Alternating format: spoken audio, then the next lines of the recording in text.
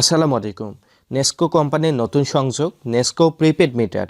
আপনি নগদ থেকে নেস্কো প্রিপেড মিটারের বিল কিভাবে পরিশোধ করবেন এ বিষয়ে কথা বলবো। আপনি নগদ থেকে বিল পরিশোধ করার জন্য সর্বপ্রথম আপনার নগদ অ্যাপে প্রবেশ করবেন। আপনার নগদ অ্যাপে প্রবেশ করার পর আপনার নগদ অ্যাকাউন্টে লগ ইন করবেন। আপনার অ্যাকাউন্টে লগ ইন করার পর আপনি বিল পে নামে একটি আইকন দেখতে পাবেন। আপনি বিল পে আইকনে প্রবেশ করবেন।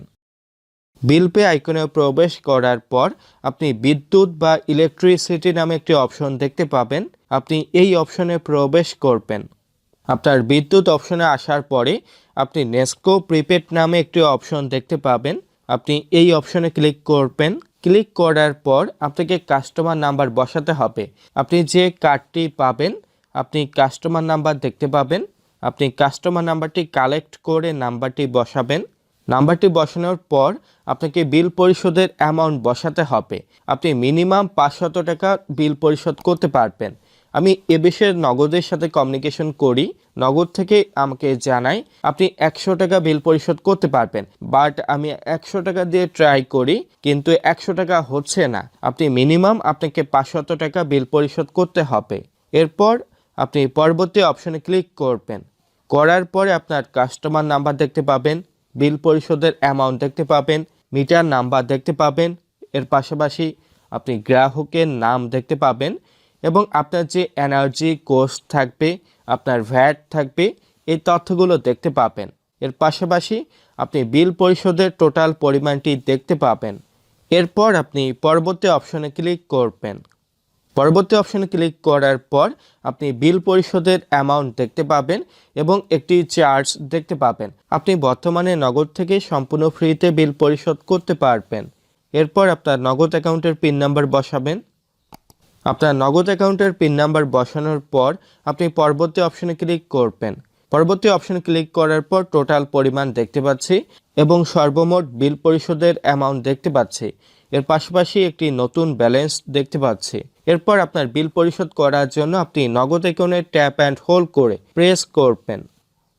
নগদ অ্যাকাউন্টে ট্যাপ অ্যান্ড হোল্ড করে প্রেস করার পর আপনার বিলটি পরিশোধ হবে এবং একটি নির্দেশনা দেখতে পাবেন এবং নগদ থেকে একটি মেসেজ পাবেন। আপনি নগদ থেকে ইনস্ট্যান্ট বিল পরিশোধ করতে পারবেন। এই বিষয়গুলো নিয়ে কথা বলে আসি নগদ কাস্টমার কেয়ার থেকে। শুভ অপরাহ্ন। নগদ থেকে মোস্তফা বলছি, কিভাবে সহযোগিতা করতে পারি? শুভ অপরাহ্ন। আচ্ছা, নগদ থেকে কি নেস্কো প্রিপেড মিটারের বিল পরিশোধ করতে পারবো? জি স্যার, অবশ্যই পারছেন। আচ্ছা, বিল পরিশোধ হতে কত সময় লাগবে? স্যার সঙ্গে সঙ্গে বিলটি দেওয়ার সঙ্গে সঙ্গে বিলটি পরিশোধ হয়ে যাবে স্যার। আচ্ছা, ইনস্ট্যান্ট পেমেন্ট হবে তাই তো? জি স্যার। আচ্ছা, সর্বনিম্ন আমি কত অ্যামাউন্ট পরিশোধ করতে পারবো প্রিপেড মিটারের জন্য? স্যার সর্বনিম্ন আপনি 100 কত টাকা? 100 স্যার, অর্থাৎ 100। 100 টাকা আমি হচ্ছে নেস্কোর জন্য পরিশোধ করতে পারবো? আপনি কনফার্ম? জি স্যার। আচ্ছা, এর কম করতে পারবো না তাই তো? জি স্যার, সঠিক বলেছেন। আচ্ছা, কত চার্জ রাখা হবে? স্যার বিল পেমেন্ট ফ্রিতে হয় স্যার। আপনার কথাগুলো বুঝতে পারিনি, শোনা যাচ্ছে না, আমাকে আবার বলবেন। স্যার বিল পেমেন্টটি সম্পূর্ণ ফ্রি স্যার, ঠিক আছে? অর্থাৎ নেস্কোতে যে বিল দিচ্ছেন এটিতে কোনো এক্সট্রা চার্জ রাখা হবে না স্যার। আচ্ছা, বিল পরিশোধের পর কোনো রিসিপ্ট কপি দেয়া হচ্ছে নগদ থেকে? স্যার কোনো ধরনের রিসিপ্ট কপি দেওয়া হচ্ছে না, তবে বিলটি দেওয়ার পর আপনার কাছে যে এসএমএসটি আসবে স্যার সেটি আপনার রিসিপ্ট কপি হিসেবে গণ্য হবে স্যার, ঠিক আছে? আচ্ছা, বিল পরিশোধ বিষয়ে কোনো প্রবলেম থাকলে আমি কোথায় কমিউনিকেশন করব? স্যার যদি বিল সংক্রান্ত কোনো সমস্যা হয়ে থাকে, ঠিক আছে, তাহলে আপনি সর্বপ্রথম নেস্কোতে তাদের সঙ্গে যোগাযোগ করবেন, ঠিক আছে? যদি তাদের এন্ড থেকে কোনো সমস্যা না হয় দেন আমাদের সঙ্গে যোগাযোগ করে সমস্যাটি সমাধান করে নিতে পারবেন। আচ্ছা, থ্যাংক ইউ। অসংখ্য ধন্যবাদ স্যার, নগদে কল করবার জন্য। ভালো থাকবেন। নগদ কাস্টমার কেয়ারের কথা মতে আপনি ইনস্ট্যান্ট বিল পরিশোধ করতে পারবেন। আপনি বর্তমানে সম্পূর্ণ ফ্রিতে বিল পরিশোধ করতে পারবেন। তারা আরেকটি বিষয় জানায় আপনি মিনিমাম 100 টাকা বিল পরিশোধ করতে পারবেন, বাট আমি 100 টাকা ট্রাই করি কিন্তু 100 টাকা করতে পারিনি। আপনি মিনিমাম 500 টাকা বিল পরিশোধ করতে পারবেন। আজকের ভিডিও এ পর্যন্তই। পরবর্তী ভিডিওতে নতুন বিষয়ে কথা হবে।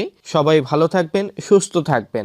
আরেকটি বিষয়, আপনাদের ভিডিওটি ভালো লাগলে অবশ্যই লাইক করবেন, ভালো না লাগলে আপনি ডিসলাইক করবেন। কেন ভালো লাগেনি এ বিষয়ে কমেন্ট করবেন।